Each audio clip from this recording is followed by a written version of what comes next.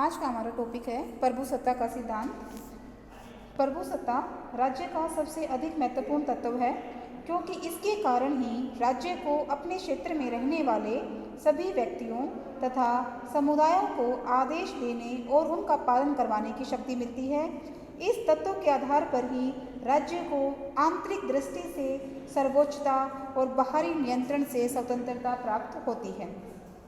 प्रभुसत्ता के दो पहलू हैं, आंतरिक प्रभुसत्ता और बाहरी प्रभुसत्ता।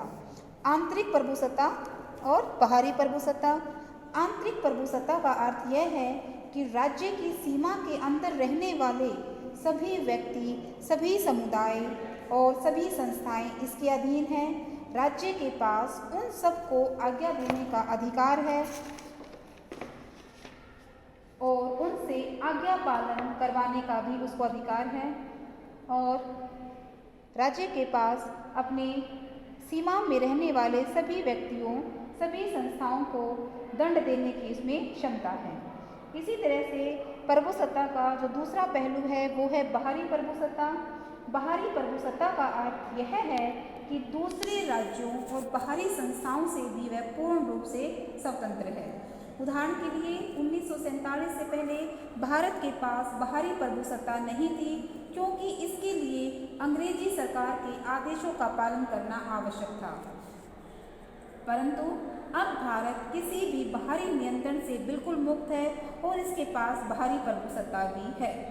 प्रभुसत्ता की कुछ परिभाषाएं हैं, जैसे बोधिन, एक विद्वान जो बोधिन है वो प्रभुसत्ता के विषय में क्या कहते हैं कि प्रभुसत्ता नागरिकों तथा प्रजा के ऊपर राज्य की वह परम शक्ति है जो कानूनों के द्वारा नियंत्रित नहीं होती। यानी प्रभुसत्ता नागरिकों और उसके प्रजाजनों के ऊपर राज्य की इतनी सर्वोच्च शक्ति है कि जिसके ऊपर राज्य के कानूनों का कोई असर नहीं होता। इसी प्रकार एक अन्य विद्वान विलोबी प्रभुसत्ता के विषय में कहते हैं कि प्रभुसत्ता राज्य की सर्वोच्च इच्छा होती है, यानी राज्य की इस इच्छा से बढ़कर उस देश में, उस समाज में कोई दूसरी इच्छा नहीं हो सकती। नेक्स्ट पॉइंट है प्रभुसत्ता के सिद्धांत का विकास। प्रभुसत्ता शब्द की उत्पत्ति अंग्रेजी के सॉवरेनिटी शब्द से हुई है। सॉवरेनिटी शब्द लैटिन भाषा के शब्द सुपरनस से निकला है। सुपरनस का अर्थ होता है सुप्रीम या सर्वोच्च, यानी जो सबसे बड़ा है, जो सबसे शक्तिशाली है, वो सुपरनस है। सुपरनस से निकला है सॉवरेनिटी। प्राचीन समय में सबसे पहले अरस्तु ने राज्य की सर्वोच्च शक्ति का वर्णन इसी भाव से किया था कि यह राज्य की सर्वोच्च शक्ति है। रोमन विधि शास्त्रियों तथा मध्यकालीन लेखकों ने भी राज्य की सर्वोच्च शक्ति की ओर संकेत किया है, परंतु उस युग में राज्य तथा चर्च के परस्पर झगड़ों के कारण ही यह सिद्धांत विकसित नहीं हो पाया था। इसके अतिरिक्त लोगों को प्रकृति के नियमों में अधिक विश्वास था, यानी राज्य के कानूनों में लोगों का विश्वास न होकर प्रकृति के जो नियम थे उनमें लोगों का अधिक विश्वास था।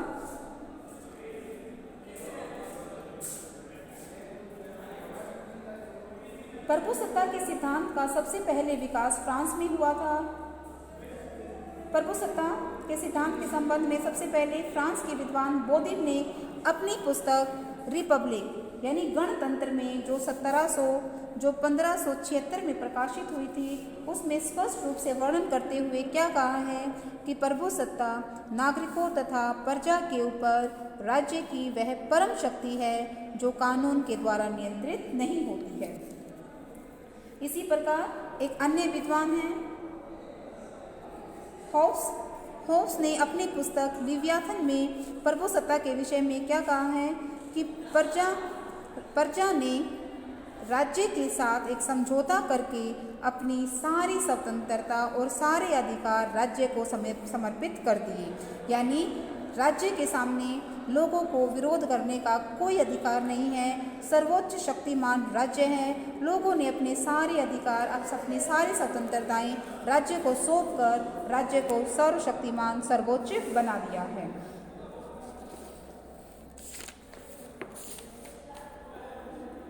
नेक्स्ट है प्रभुसत्ता की विशेषताएं। प्रभुसत्ता की विशेषताएं क्या क्या हैं? प्रभुसत्ता की सबसे पहली विशेषता है स्थायित्व, यानी परमानेंट। स्थायित्व राज्य की प्रभुसत्ता का सबसे पहला तत्व है। इसका अर्थ यह है कि जब तक राज्य बना रहता है तब तक प्रभुसत्ता भी स्थायी रूप से बनी रहती है।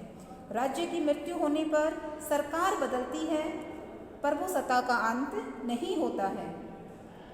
इंग्लैंड की बड़ी मशहूर कहावत है कि राजा मर गया है, राजा अमर रहे। इसका अर्थ यह है कि राजा तो मर गया है परंतु प्रभुसत्ता को किसी दूसरे राजा को सौंपा जा रहा है। प्रभुसत्ता की दूसरी विशेषता है सर्वव्यापकता।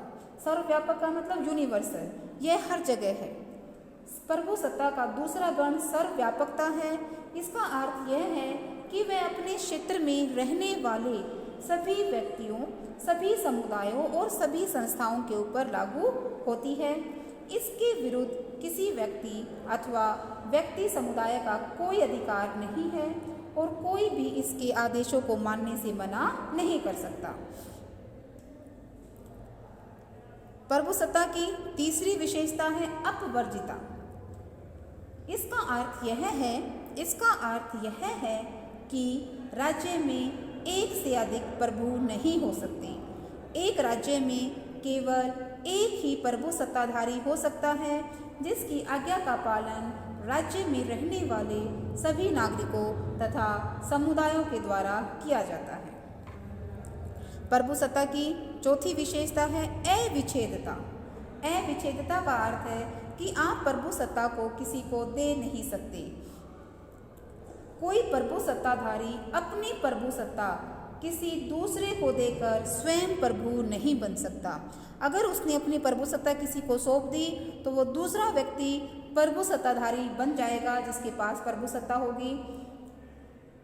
प्रभुसत्ता की इस विशेषता के बारे में एक विद्वान लाइबर क्या कहते हैं कि जिस प्रकार एक वृक्ष अपने अंकुरित होने का अधिकार दूसरे को नहीं दे सकता, जिस प्रकार कोई व्यक्ति अपना जीवन या अपना व्यक्तित्व किसी दूसरे को नहीं दे सकता क्योंकि यह आत्मघातक है, उसी प्रकार राज्य अपनी प्रभुसत्ता का त्याग नहीं कर सकता। प्रभुसत्ता का त्याग करने के पश्चात कोई राज्य नहीं रह सकता क्योंकि प्रभुसत्ता राज्य का एक आवश्यक तत्व होता है। प्रभुसत्ता की अगली विशेषता है निरंकुशता। इसका अर्थ यह है कि राज्य की यह शक्ति असीमित है।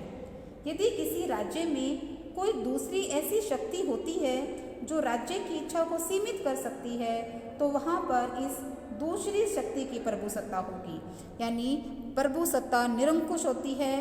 प्रभुसत्ता के ऊपर कुछ भी नहीं हो सकता। कोई शक्ति प्रभुसत्ता को सीमित नहीं कर सकती। सीमित करने वाली शक्ति ही प्रभुसत्ता कहलाएगी। प्रभुसत्ता कभी स्वयं सीमित नहीं होती, वो दूसरों को सीमित करती है। प्रभुसत्ता की अगली विशेषता है अविभाज्यता, यानी आप प्रभुसत्ता का बंटवारा नहीं कर सकते क्योंकि इसका बंटवारा करना इसको नष्ट करने के समान है। प्रभुसत्ता की इस विशेषता के बारे में एक विद्वान कोहलन क्या कहते हैं कि प्रभुसत्ता एक पूर्ण वस्तु है जिसके टुकड़े नहीं किए जा सकते। इसके टुकड़े करना इसको नष्ट करने के समान है।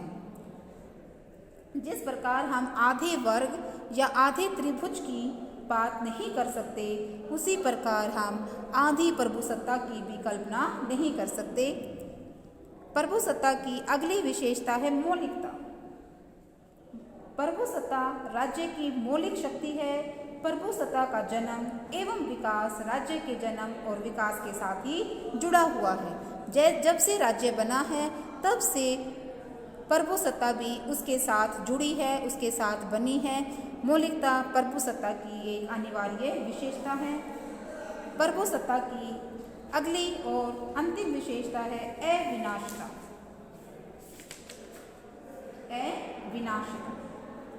इसका अर्थ यह है कि प्रभुसत्ता का कुछ समय के लिए प्रयोग न होने से उसका अंत नहीं होता। अगर आप कुछ समय प्रभुसत्ता का प्रयोग नहीं करोगे तो उसका अर्थ ये नहीं है कि वो खराब हो गई है या उसका विनाश हो गया है। प्रभुसत्ता न ही कमज़ोर होती है और न ही उस पर किसी का दावा हो सकता है। इसके अतिरिक्त यदि राज्य भूमि के एक भाग पर काफ़ी समय तक अपनी प्रभुसत्ता का प्रयोग नहीं करता तो इसका अर्थ यह नहीं है कि उस भाग पर प्रभुसत्ता समाप्त हो जाती है। प्रभुसत्ता अनश्वर है और ये सदैव बनी रहती है।